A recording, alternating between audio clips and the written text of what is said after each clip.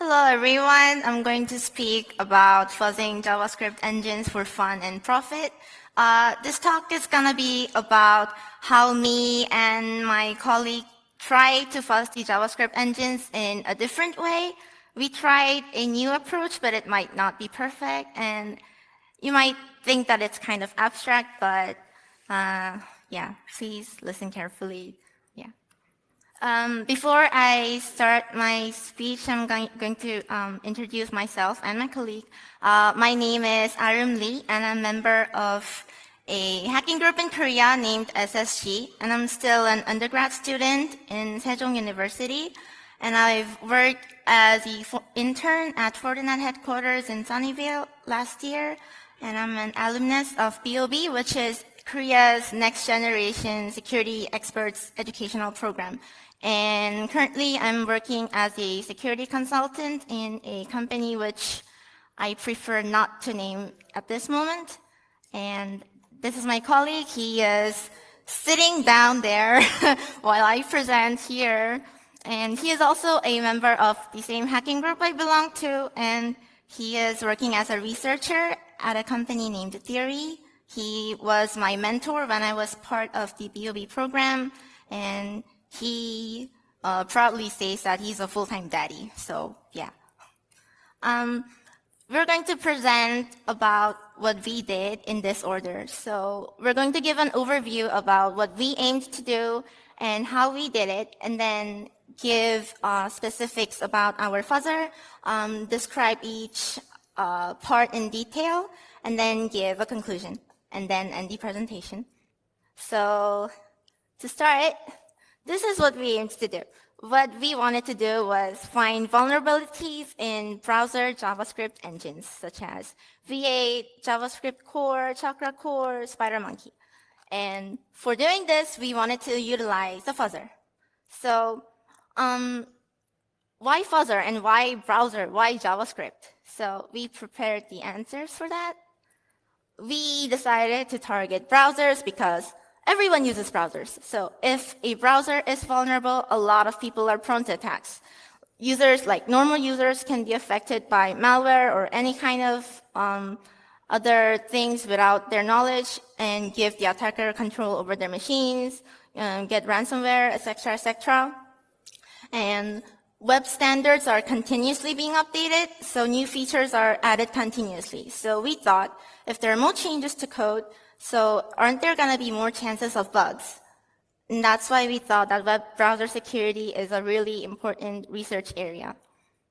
And now, why JavaScript?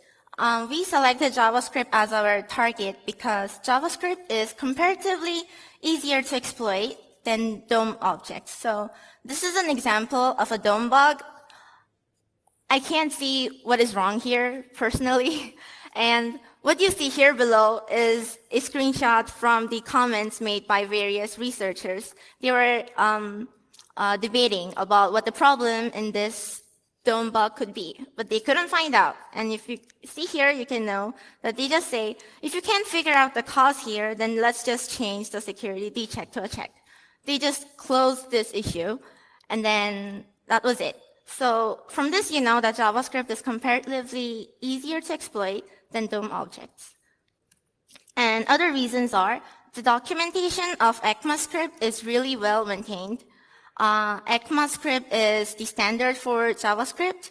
So if that is really well maintained, you can refer to it whenever you want. If you can't understand anything in the JavaScript code, it is really easy to refer to. And moreover, if a zero-day is found, it will work on similar JS engine versions. Like if you find a bug in the WebKit, it will work in Safari, it will work in PlayStation. If it has the similar JS engine version, then it will work. And then now, why fuzzing? Because it saves time. It creates many test cases in a short time. You can focus on other work, you can play, you can go party, you can do anything else while the computer runs the fuzzer. So if you can't find bugs, and if you can't find bugs by source code auditing, you have somewhere else to turn to. These were the reasons why we selected our target as JavaScript web browsers and why we decided to use fuzzing. And this is how we did it. we decided to create something we call a JavaScript fuzzing factory, which is basically a platform for the fuzzers. And the fuzzers will be managed, the nodes of the fuzzers will be managed by using Docker. And we will make our fuzzer create test cases based on existing one-day cases. So there's an ice cream there.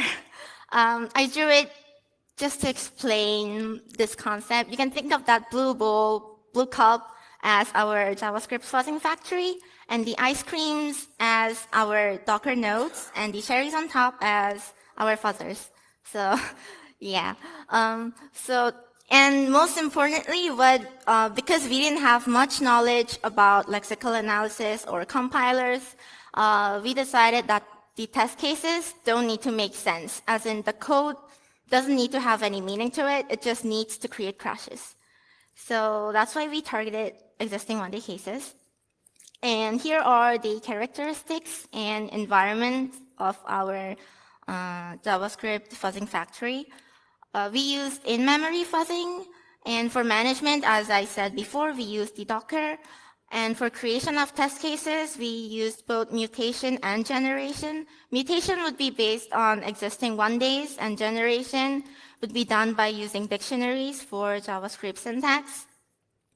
And for our environment, our fuzzing server used the Amazon EC2 service, 8 gigabytes of RAM, and 4 CPU core. And this is our overall structure. Like, as I explained before, I put it into a diagram here.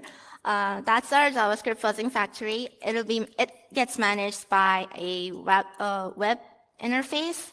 You can manage the Dockers from that, and the Dockers contain the nodes. Each node makes use of the fuzzer, and there you see weird names like Bella, Benjamin, but that's just the names we gave to the mutation-based generator. The mutation-based fuzzer, and the Benjamin would be the generation-based fuzzer. So basically, Bella generates test cases by analyzing existing one-days, and Benjamin just generates new test cases.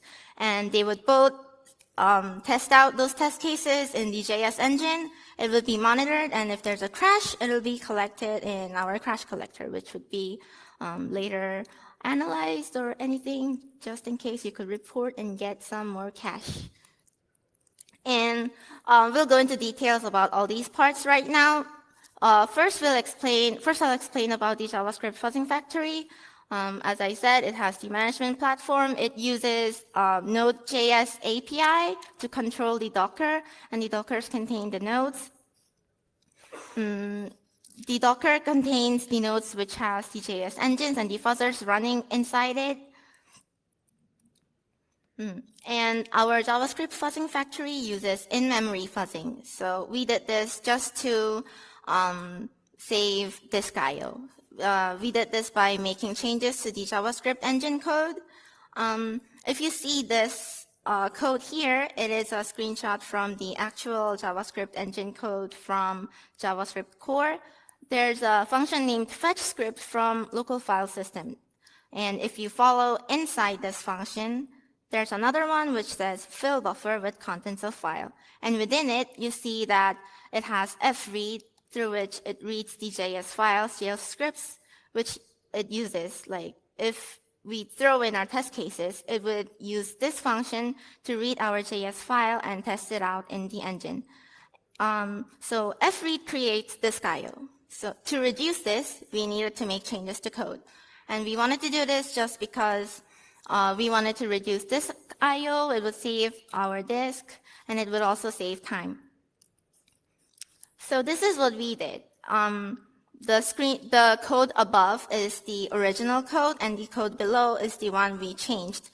In the place where that fetch script from local file system function was, we deleted that function, and then added more lines, which would read the JS files as standard input. And then we compared the results. So the above picture is a screenshot from the results of running the actual original JavaScript engine code, and the below one is the one which we edited. And if you see there, the 3 numbers at the right show the average disk IOs made within 1 minute, 5 minutes, and 15 minutes, respectively. And you can see that there is significantly less disk IO. And now, to explain our fuzzers, there's Bella and Benjamin, like I explained before. So Bella is the one which is mutation-based. It will apply mutations on existing one-days by finding patterns from it. And this was done because there are too many test cases. There are too many cases. It is really hard to find the patterns from existing one-days, like all of them. You can't analyze all the files. So we just selected some of them. And we did this by creating templates from some of the existing one-days which we selected. We selected those one-days based on the number of vulnerabilities found recently. We found that from JIT optimization, there were a lot of vulnerabilities recently, so we selected some of them. And we made minimal changes to them to create random JS files. And to do this, you can see there that there's something called Lego. It's just a naming thing we did. It is our approach to creating the new JS syntax. So it was a name, Lego file. If we create a new JS syntax and make a new file so that it would be a template for the new test cases, we would name that file as Lego file, and that would be the name given to the templates. So what we did is we parsed the one-day POCs for making the Lego file, and from the Lego file, we would create new JS files. The Lego files will have parts where randomized parts would be inserted, and we excluded whatever was not important because we chose only only a few one-day files. And next is Benjamin, which is generation-based. We did this by making use of input grammar. So this was done by creating input grammar by using library. We created libraries for separate parts of the JS file. But we faced a problem that all the test cases we were generating had a fixed form. But what we wanted to do was randomization. So to solve this, we decided to make APIs. And this is just an example apart from the API. So what we did was for every part of the JS file, for example, in the JS code, you can find for loops, you can find variable declarations, and whatever. You would just generate functions for each of them and use it like an API. This is an example, and this is how you use it. If you see here, at the top, it says fuzz, blah, blah, blah. There's a function called dejawa, which is just used to call the API. And under that, you can see it being used in JS4, set variable, JS getter or setter. All of these are declared in our API file, and you just call them to use it. So if you make one file in such a way, it would just randomize the new JS files in this form. So it would just insert random things.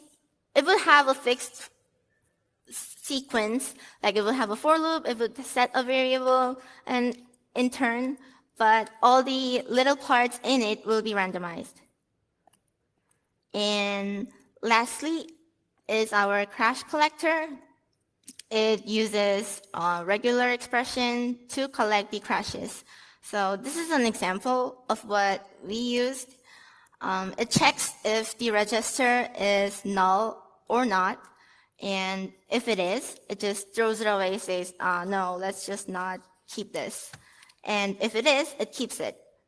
And if there is no register, it would just classify it as unknown and keep it in our crash collector. So basically, there are 3 types of classifications. One, there's no register. Second, there is a register, but it has null value. Third, it has some kind of value in that register. So in this picture, you can see that there's a register, EAX, and there's nothing in it, so it's basically null, so it would be classified in that way.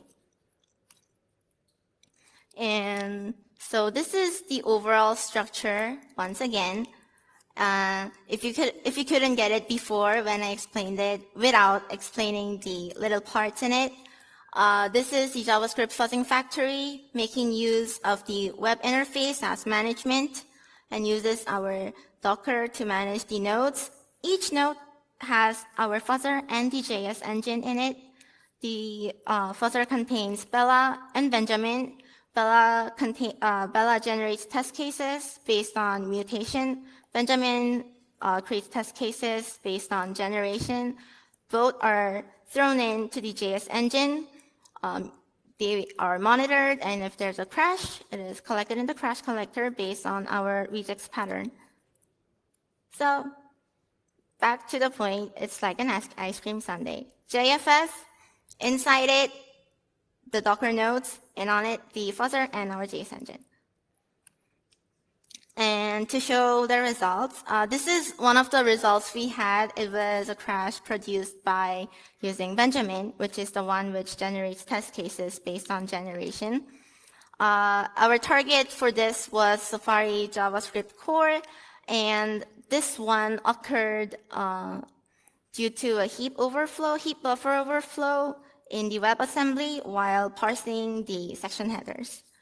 And now I'm going to show you, before that I'm going to show you this crash.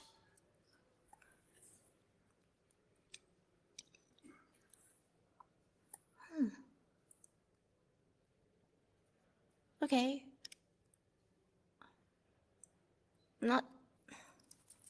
That was a test. I'm not sure if everyone can see it clearly.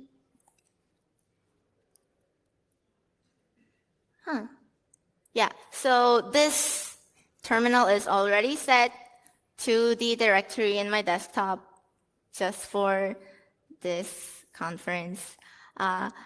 This is the latest version of Safari, and I'm just going to show you a demo of the crash we found, which I explained right now, which was found by using the test cases generated by Benjamin.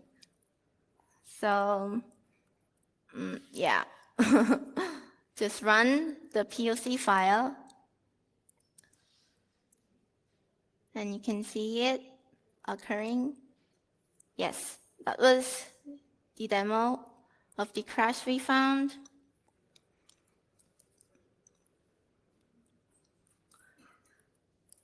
And then we'll show you a demo of our fuzzer.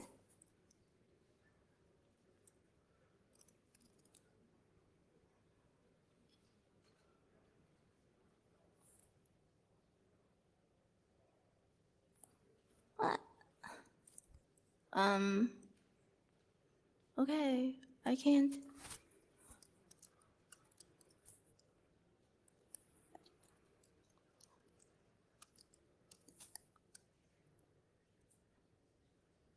Okay, so this is our web management platform for our JavaScript fuzzing factory.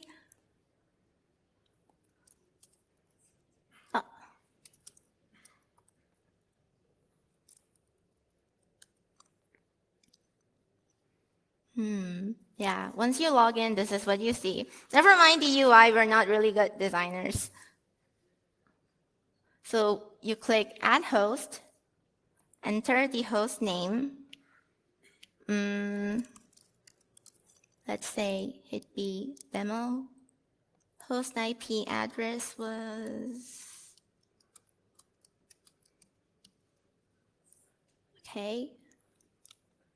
And here you need to enter the root password because the Docker needs it to configure your containers. And please don't access it.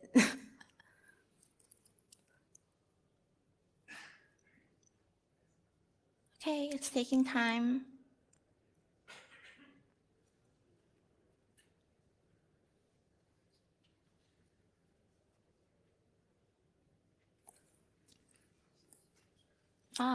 Did I do something wrong?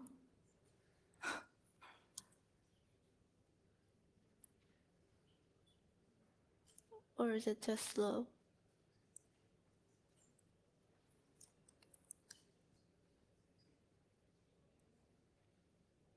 Okay, let's just do it again.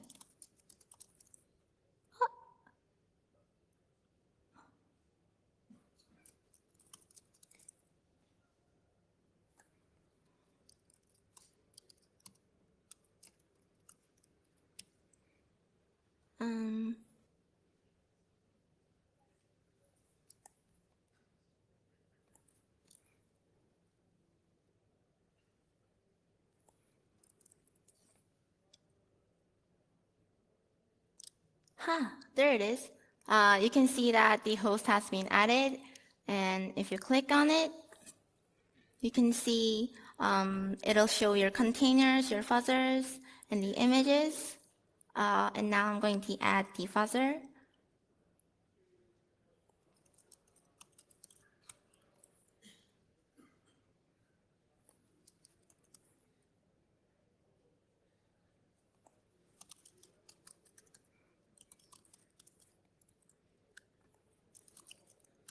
Hopefully I'm not making any typos.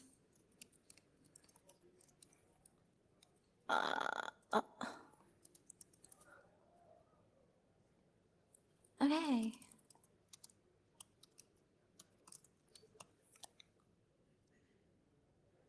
Click on Add Fuzzer and you can see that it's been added.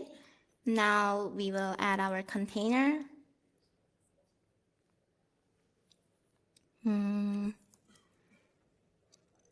We'll set our target to chakra core. The fuzzer's been selected. Because we want our container to run right away, we're gonna say yes and click on Add Container. It takes a while.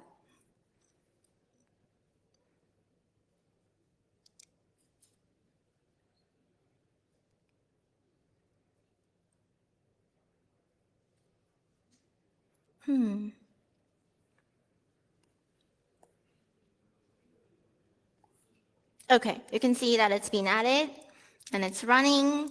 If you click on stop, it'll stop running and you can resume it. Yeah, this is all. This is the demo of our fuzzer, and back to, oh my gosh, back to the presentation. Okay, as you can see, we're still far from perfect. We're not perfect. We need good code coverage, and because JFF is small in scale compared to the servers being used in other big companies, it has limitations. And there are limitations to creating different types of JS templates because, as mentioned before while explaining Benjamin, it uses the sequence of the APIs specified by a user.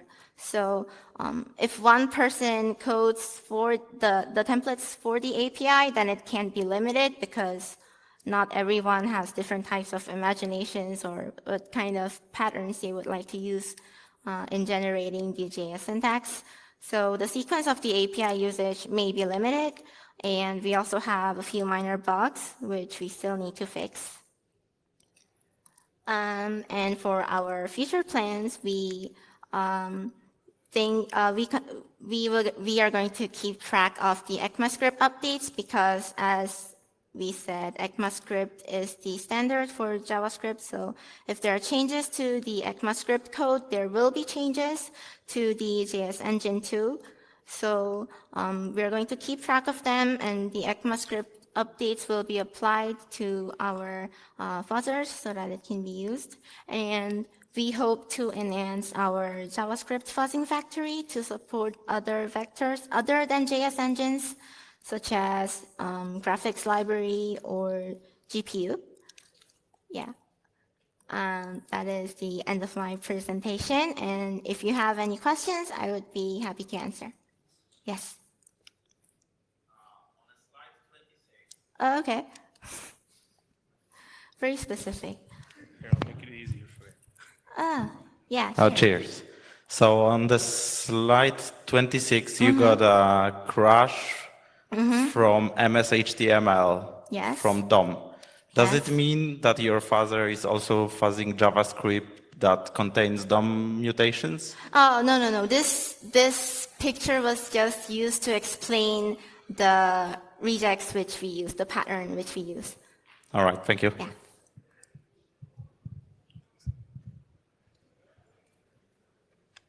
Any other questions? Oh, okay.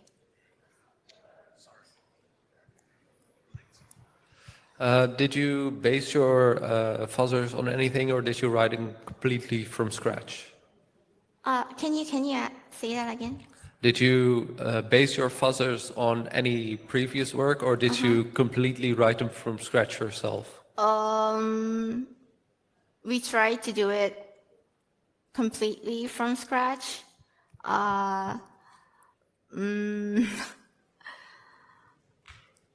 Just because there wasn't anything else that did it, or was there another choice involved? No.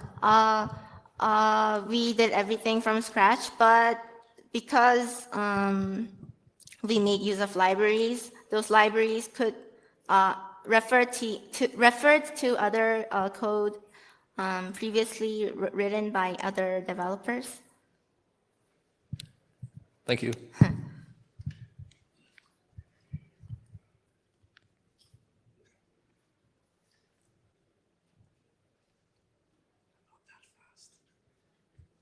How many exploitable vulnerabilities you have discovered by your father, such as in checker code?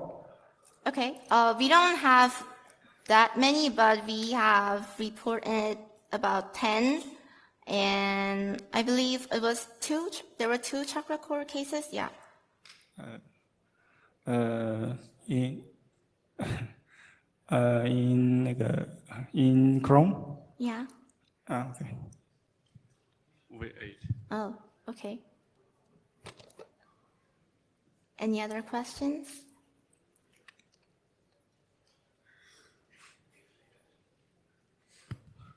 Did you get any CVE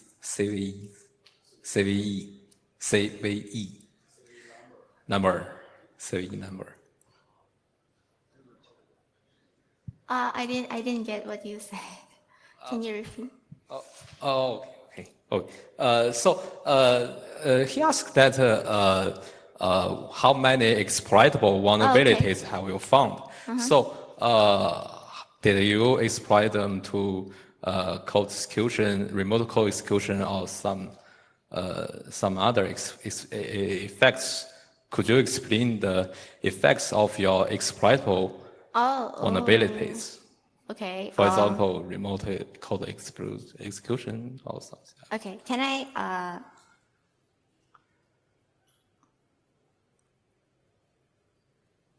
Okay. Okay. Can I call up my colleague to help out? 우리가 크래시가 나서 리포팅을 했잖아요. 근데 그거의 파급력? 효과가 뭐가 있는지. 얘기해 주면 될 것 같아. 그 2016년도에 이 퍼저로, 2017년도에 이 퍼저로 그 킨팅이랑 똑같이 똑같은 법을 찾아가지고 나는 못 나갔는데 그 사람들 나랑 똑같은 법. 아니, 그게 중요한 게 아니라 그거의 파급력. 파급력 IC 되는 거. IC 되는 거. 두 개 있다고. 알았어요. 크롬이랑 사파리. Okay. You were asking about the impacts of the bugs reported by us? Yeah, the impacts of your vulnerabilities, the bugs you found. Okay. Two of our reportings last year were related to RCE,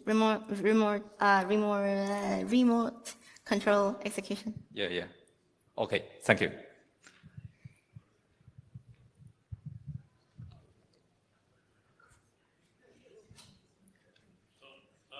Is the fuzzer available available for? Is the fuzzer available for everybody to download, or Yeah, yes, Code of your- yes, we will make it available for everyone, but as I said, we have a few minor bugs. So when those are fixed, then it will be released on GitHub. I see. Thank you.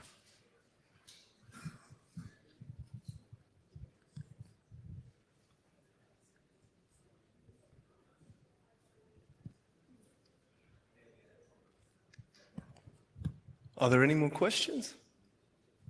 He's got one. Okay, then I'd like to ask for a big round of applause for Areum Lee. Thank you.